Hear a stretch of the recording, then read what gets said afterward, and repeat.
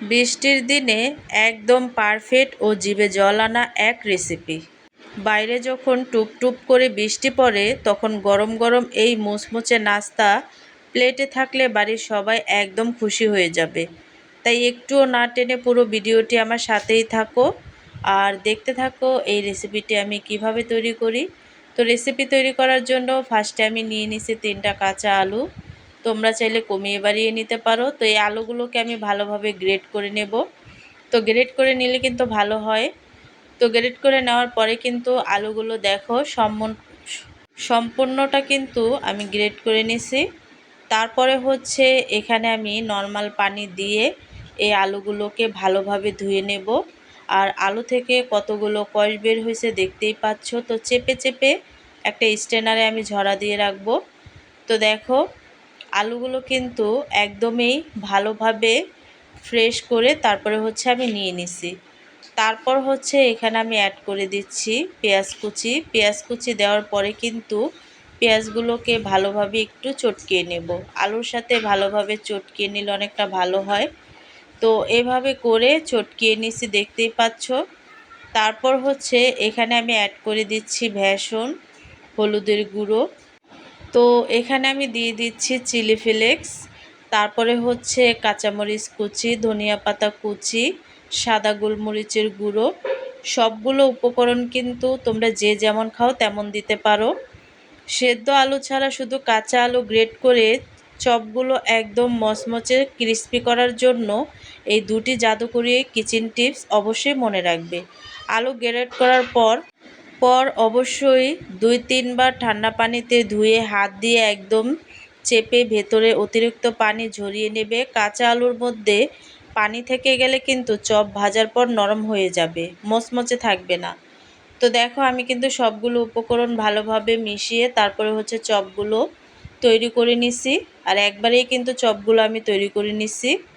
আলু আর মশলার সাথে বেসন মাখানোর সময় কোনো বাড়তি পানি ব্যবহার করবে না।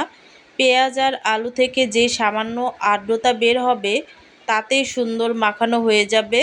আর ভাজার সময় চুলার আঁচ মাঝারি রেখো। একটু সময় নিয়ে ভাজলে চপের চারপাশ একদম চকমকে সোনালি খাস্তা হবে।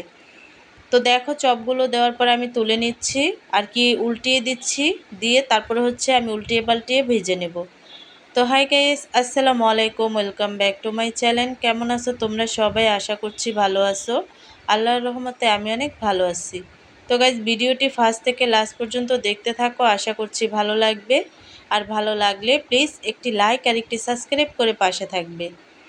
তো দেখো সম্পূর্ণ চপগুলো কিন্তু ভাজা হয়ে গেছে আর একেবারেই কিন্তু সোনালি বর্ণের করে আমি ভেজে নিছি আর অনেকটা ক্রিস্পি হয়েছে দেখতেই পাচ্ছ। তো সবগুলো চপ আমি তেল থেকে ছেঁকে তারপরে হচ্ছে তুলে নেব। তো খুব সহজেই কিন্তু এই চপগুলো ভেজে নেওয়া যায়, দেখতেই পাচ্ছ। তোমাদেরকে একটু কাছ থেকে দেখাচ্ছি। আর এভাবে করে সবগুলো চপ আমার ভাজা হয়ে গেছে। তো এই পর্যায়ে এসে আমি কিন্তু চপগুলোকে পরিবেশন করে নেব। তৈরি হয়ে গেল আমাদের কাঁচা আলুর চপটি। দেখতে কতটা লোভনীয় আর মচমচে হয়েছে। বৃষ্টি হলে আমি বানাই এই রেসিপি। তো এটা কিন্তু ঝটপট বাড়িতে তৈরি করা যায়। কাঁচা আলুর এই চপগুলো যদি তোমরা একদম রেস্টুরেন্টের মতো সুপার ক্রিস্পি আর দীর্ঘ সময় মচমচে করতে চাও তবে বেসনের সাথে মাত্র 1 চামচ চালের গুঁড়ো বা কর্নফ্লাওয়ার মিশিয়ে নেবে।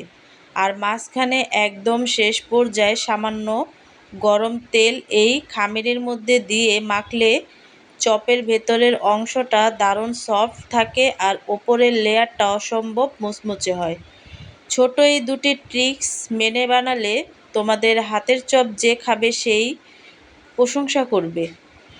এমন চমৎকার বৃষ্টির দিনে আজ ঝটপট এটি ঘরে বানিয়ে পরিবারের সবাইকে তাক লাগিয়ে দাও। ভিডিওটি ভালো লাগলে প্লিজ একটি লাইক দেবে, কমেন্ট করবে এবং বন্ধুদের সাথে শেয়ার করতে ভুলবে না। আর প্রতিদিন এমন সহজ ঘরোয়া রেসিপি পেতে আমার চ্যানেলটিকে সাবস্ক্রাইব করে আমার পাশেই থাকবে। তো আজকের রেসিপিটা কেমন লাগছে অবশ্যই কিন্তু কমেন্টে জানাবে। তো অন্য কোনো রেসিপি নিয়ে তোমাদের মাঝে আবার চলে আসব। আজকে এই পর্যন্তই। সবাই সুস্থ থাকবে, ভালো থাকবে। আল্লাহ হাফেজ।